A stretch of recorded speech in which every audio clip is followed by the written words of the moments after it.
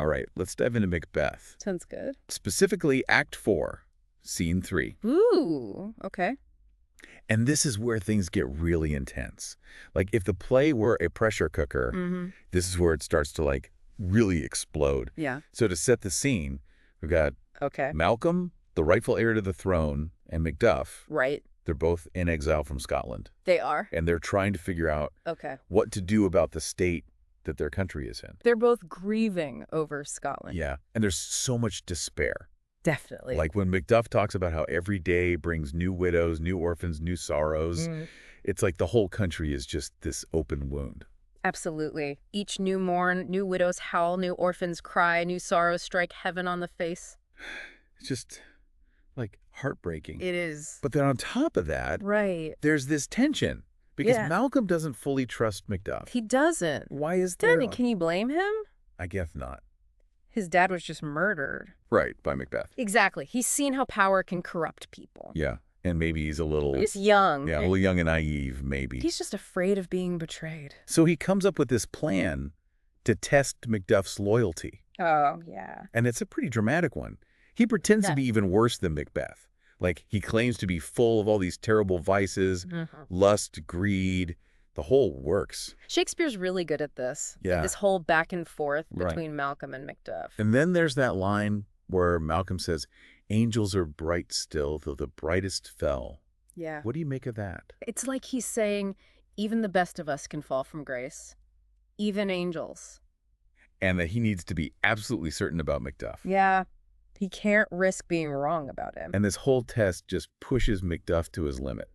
He's already lost so much. He has. He's heartbroken over the state of Scotland. Yeah, and then the one person he thought he could trust Right. turns out to be a monster. Like he says, "Oh, Scotland, Scotland." It just seems hopeless at that point. Absolutely hopeless. And just when you think it can't get any worse, Malcolm reveals that it was all an act. Right. He was just testing Macduff. A big sigh of relief, I bet. Oh, for sure. Yeah. But it also shows us something about Malcolm. Like, he's not just this naive prince anymore. Yeah, he's learning to be more cautious. Maybe even a little bit cunning. He's growing up in this really tough environment. It's a turning point for him. And just when you think things might be looking up, Ross arrives. Oh, no. This is where it gets really bad. He has news from Scotland. I know. And Yeah. Shakespeare is such a master of suspense. Oh, yeah, he knows how to keep you on the edge of your seat. We know something terrible has happened. But we don't know what yet. Right. It's agonizing. And then, And then he drops the bomb. Macduff's family has been murdered. by Macbeth's orders. It's just brutal. It is. And the way Macduff reacts, it's just gut-wrenching. Yeah. He says, "He has no children, all my pretty ones." That repetition of all. It just emphasizes the enormity of his loss. Like, everything has been taken from him. It's pure, raw grief. You can feel his pain. It's one of those moments in the play where you just can't help but feel for the character. Absolutely. And this is a major turning point, not just for Macduff, but for the whole play. It changes everything. It really does. It completely shifts the direction of everything. So up until now, it's all been about saving Scotland. Right. But now for Macduff, it becomes this very personal vendetta. Revenge. Pure and simple. Like when he says, "Front to front, bring thou this fiend of Scotland and myself within my sword's length, said him. If he's to escape, heaven forgive him too." You can almost hear him like shaking with rage. Yeah, it's powerful stuff. But you know what's interesting? What's that? Amidst all this darkness and tragedy, Yeah. there are these little glimmers of hope starting to emerge. Oh, really? Tell me more about that. Well, for one thing, we see Malcolm and Macduff finally solidify their alliance. Okay. They're making plans to go back to Scotland with an army to challenge Macbeth. Right.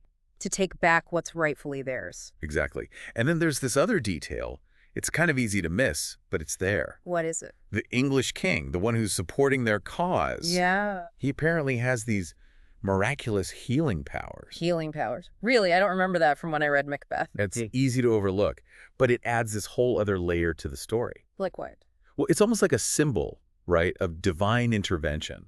Like, good is ultimately going to triumph over evil. Okay, I see what you mean. Like, even in the darkest of times, there's still this possibility of healing, of restoration. Yeah, it's a really interesting interpretation. And then going back to Malcolm and Macduff for a second, Yeah. you mentioned this scene being a turning point for both of them. I did. Can you talk a little bit more about that? Well, think about Malcolm at the beginning of the scene.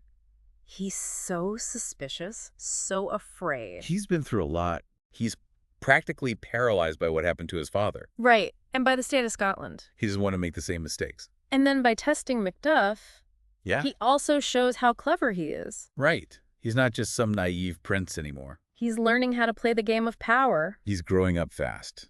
And then you have Macduff. Oh, man, poor Macduff. He goes through this whole roller coaster of emotions. The loss of his country, the disappointment with Malcolm. And then the murder of his family. It's like Shakespeare just keeps piling it on. But it's in that moment of incredible suffering that we see his true strength. When he says, he has no children, all my pretty ones. So raw. So powerful. You said earlier that Shakespeare is doing something interesting there by emphasizing that Macbeth has no children. Oh, yeah. What did you mean by that? Well, it's like Shakespeare is highlighting the difference between these two men. Okay. Macbeth is all about ambition. He'll do anything to get what he wants. Right. But Macduff, he's fighting for something bigger than himself.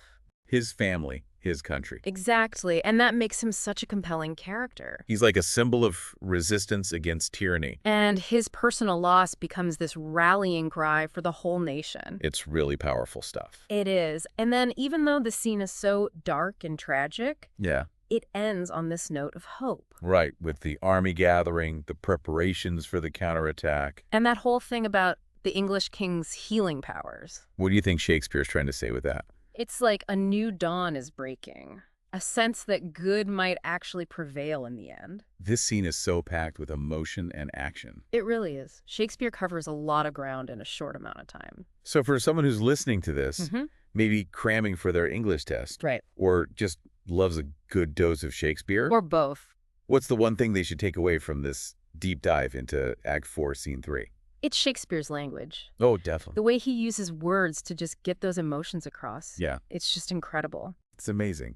Like when Macduff hears about his family, the way Right. he describes Like it. hellkite. Yeah, and the, One fell swoop. yeah, it's just so visceral. It's like you can feel his pain. It's more than just sadness, though, right? It's rage. It's like this primal grief. despair. Like there aren't even words for it. And then you contrast that with Malcolm. Yeah. And he's trying to comfort Macduff, Yeah. talking about turning grief into anger. Right, like using revenge as a medicine Yeah. to kind of heal that wound. It's almost like he's trying to give Macduff a purpose. Yeah, give him a way to move forward. What a way to channel all that emotion. And it shows how Malcolm is growing as a leader, too. Oh, interesting. He's learning how to balance his own feelings with what his people need, Right. trying to inspire them to fight for something better. It's amazing how much Shakespeare packs into just a few lines. He really does. And even though it was written so long ago, Centuries. it still feels so relevant today. Those themes, yeah. grief, loss, betrayal, revenge. It's all still so relevant. It's part of the human experience. Exactly. And Shakespeare just gets it. He does. So before we wrap up, any final thoughts for our listeners? Just go back and read Act 4, Scene 3 again. Yeah, great idea. Pay attention to the language, to those vivid images, to the way the characters are feeling. Right. See how everything shifts, how the tone changes. Really dive deep into it. Yeah, it's worth it. Well, this has been an incredible deep dive. It has. Thanks for joining me. My pleasure.